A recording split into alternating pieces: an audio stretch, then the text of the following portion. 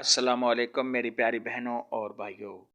امید ہے آپ سب خیریت سے ہوں گے۔ میری آج کی ویڈیو ہے خواب میں اچار کا کھانا یا خواب میں اچار کا دیکھنا کیسا ہے۔ اس خواب کی کئی ساری قسمیں ہیں مگر ہم آپ کو اس کی چند تعبیریں بتائیں گے۔ ویڈیو شروع کرنے سے پہلے میری آپ سے گزارش ہے کہ میرے چینل کو سبسکرائب کر لیں تاکہ آنے والی ہر نئی ویڈیو آپ تک آسانی سے پہنچ سکے اور آپ اپنے خواب کی تعبیر جان سکیں۔ بعض اہل تعبیر نے ارشاد فرمایا ہے کہ خواب میں اچار کا دیکھنا یہ شب خواب کے دین سے دور ہونے، شب خواب کے دین سے منکر ہونے، شب خواب کے مرتد ہونے، برے لوگوں کے ساتھ بیٹھنا اور ان کی عادات کو اپنانا، کسی سے کیا ہوا وعدہ توڑنے، فضول خرچی کرنے۔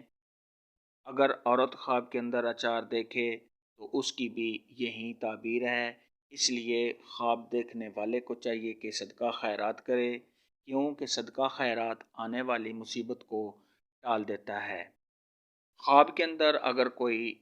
شخص دیکھے، چاہے عورت دیکھے یا مرد دیکھے کہ اس نے اچار کو کھایا ہے تو یہ شب خواب کے بیمار ہونے، رنج و غم میں مبتلا ہونے، کسی سے تکلیف پہنچنے، شب خواب کے کاروبار میں کمی آنے، قرض دار ہونے کی دلیل ہے۔ خواب کے اندر اگر کوئی شخص دیکھے، مرد دیکھے یا عورت دیکھے کہ اس نے خراب اچار، کیڑوں والا اچار یا بدبودار اچار کو کھایا ہے تو یہ شب خواب کے بدنام ہونے، رنج و غم میں مبتلا ہونے، اگر شب خواب بیمار ہے تو بیماری کے لمبا ہونے، کسی سے کوئی تکلیف پہنچنے، حرام مال کھانے، عزت و مرتبہ سے گرنے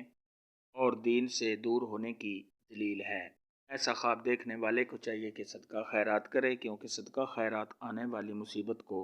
ٹال دیتا ہے۔ خواب کے اندر اگر کوئی شخص دیکھے، عورت دیکھے یا مرد دیکھے کہ اس نے اچار کو باہر پھینک دیا ہے،